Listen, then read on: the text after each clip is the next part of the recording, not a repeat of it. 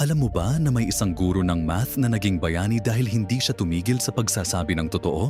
Si Harry Marco Polos ay nakakita ng isang malaking pandaraya na nagkakahalaga ng bilyon-bilyong piso pero walang naniniwala sa kanya.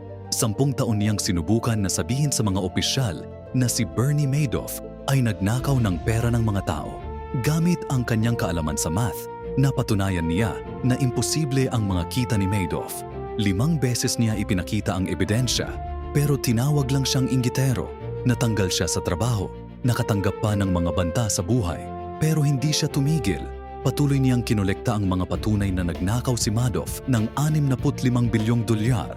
Noong dumating ang krisis, noong 2008, nalantad na ang pandaraya. Napatunayan na tama si Harry sa lahat. Nakakuha siya ng gantimpala na mahigit 1 milyon dolyar at naging eksperto sa pagtuklas ng pandaraya. Ang kanyang tibay ng loob at pagkakatapat sa katotohanan ay nagbunga ng tagumpay at respeto ng buong mundo.